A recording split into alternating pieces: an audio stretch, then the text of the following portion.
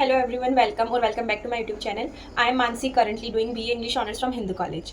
और आज का वीडियो बहुत ही ज़्यादा इन्फॉर्मेटिव होने वाला है क्योंकि आज मैं शेयर करने वाली हूँ वो कुछ ऑर्डिनरी टिप्स जो मैंने मेरे सीयूईटी एग्जाम में फॉलो करी थी, जिस वजह से मैं हिस्ट्री में 100% ला पाई थी। आप लोग भी अगर हिस्ट्री में 100% लाना चाहते हो तो ये वीडियो आपके लिए।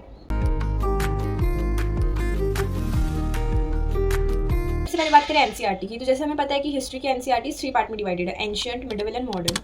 तो मैं क्या करती थी, सपोज मुझे आज एक चैप्टर कंप्लीट करना है तो मैं कभी ये चीज़ लेके नहीं चलती थी कि एक चैप्टर में एक साथ ही पूरा कर दूँ, क्योंकि मेरा मानना ये था कि अगर मैं एक चैप्टर एक बार में पूरे करने लग जाऊंगी तो मैं उस चैप्टर को डीपली पढ़ नहीं पाऊंगी। तो मैं चैप्टर को 2 पार्ट में डिवाइड कर देती थी। सपोज चैप्टर 1 है, उसको 2 पार्ट में डिवाइड कर दिया, इक्वल पेजेस। सपोज वो चैप्टर 10 पेजेस का है तो 5 पेज में डिवाइड करती थी। अब 5 पेज में सुबह पढ़ती थी, 5 पेज में शाम को पढ़ती थी।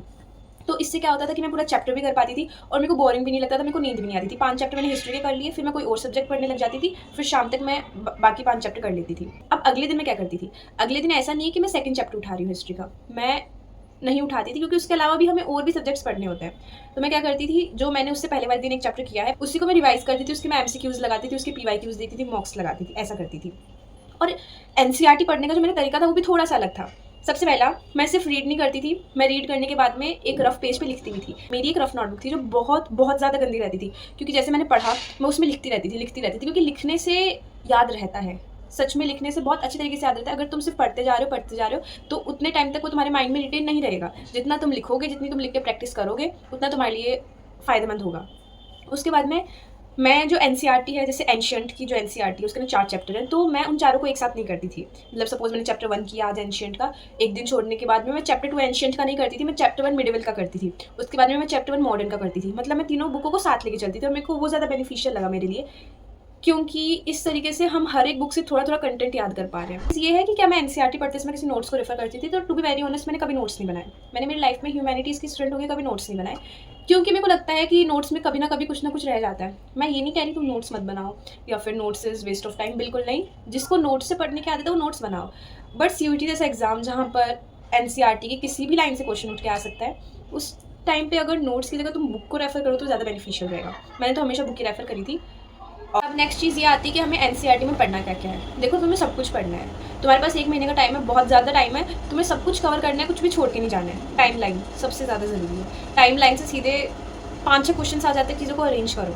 तो अगर तुम टाइम लाइन छोड़ के जा रहे हो तो तुम बहुत बड़ा रिस्क ले रहे हो। और मुझे पता है कि टाइम लाइन एक ऐसी चीज़ है जो बच्चों को ज़्यादा डिफिकल्ट लगती है, क्योंकि इतनी सारी डेट्स हैं, कैसे याद करें, लिख लिख के याद करो। उसके अलावा जो पेंटिंग्स होती हैं, पेंटिंग्स आती हैं, पिक्चर बेस्ड क्वेश्चंस आते हैं, पेंटिंग कौन सी है, किसने बनाई, कब बनाई, कौन से ईयर में बनाई, सब कुछ तुम्हें याद होना चाहिए।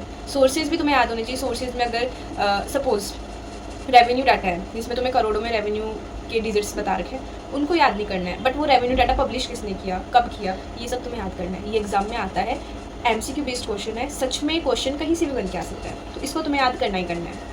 अब पीवाईक्यूज, मॉक्स, अगर मैं तुम्हें पर्सनल कुछ बताऊं कि तुम्हें कहाँ से प्रिपेयर करना चाहिए अगर तुम्हें पीवाईक्यूज वगैरह करना है, तो एक बहुत ही ज़्यादा अंडर एस्टिमेटेड चैनल है, ब्लेड लर्नर ह्यूमैनिटीज़। मैंने लेजिट हिस्ट्री के लिए वहाँ से बहुत ज़्यादा तैयारी की थी। मैंने बोर्ड्स के टाइम पे भी मैंने वहाँ से आंसर राइटिंग सीखी थी हिस्ट्री के लिए। इवन सीयूटी के टाइम पे भी उनके एमसीक्यूज ने बहुत ज़्यादा हेल्प करी थी। तो एक ट्विन ब्रोस ह्यूमैनिटीज़ जो चैनल है तुम उसको रेफर कर सकते हो। दोनों चैनल बहुत बढ़िया है, हिस्ट्री के लिए, पॉल साइंस के लिए बहुत ही शानदार चैनल है, तो तुम यहाँ से अपने एमसीक्यूज की प्रैक्टिस कर सकते हो। सेकंड चीज़ ये कि तुम जब गूगल पे सर्च करते हो ना पीवाईक्यूज, तो ज़रूरी नहीं है कि तुम पीवाईक्यूज फॉर सीयूटी वाले एमसीक्यू की प्रैक्टिस करो। तुम नॉर्मली गूगल पे डाल दो कि MCQs for this chapter, MCQs for those chapters, उन एमसीक्यूज को प्रैक्टिस करो। तुम जितने एमसीक्यूज प्रैक्टिस कर सकते हो ना उतने करो, चैट जीपीटी के थ्रू करो या फिर किसी भी साइट से करो। एमसीक्यूज की प्रैक्टिस करना बहुत ज़रूरी है। सबसे ज़्यादा टेंशन मुझे मेरे टाइम पे हिस्ट्री की थी, और मुझे पहले स्टार्टिंग में ये लगता था कि अगर एक सब्जेक्ट जिसमें मैं सबसे कम स्कोर करूँगी तो वो हिस्ट्री होगा। मेरा हिस्ट्री का, इंग्लिश का और जियो का पेपर एक ही दिन था, तो हिस्ट्री का मुझे सबसे पहले एग्ज़ाम देने को मिला। तो मुझे ये डर था कि मैं शायद बहुत सारी चीज़ें मैं शायद भूल जाऊँगी, क्योंकि हिस्ट्री का सिलेबस सच में बहुत ज़्यादा है, बहुत बहुत ज़्यादा है। मुझे बार बार ये डर लगता था कि मैं भूल जाऊँगी। बट जैसे ही जब एग्ज़ाम मेरा खुला, जब कंप्यूटर स्क्रीन पे वो क्वेश्चंस आए, तो मैंने देखा कि मैंने एनसीईआरटी पढ़ी थी, एनसीईआरटी से क्वेश्चंस आ रहे हैं। कई बार ऐसा होता है कि कुछ फैक्ट हम भूल जाते हैं, लेकिन जब क्वेश्चन में हम देखते हैं उस फैक्ट को तो हमें खुद ब खुद वो चीज़ याद आ जाती है।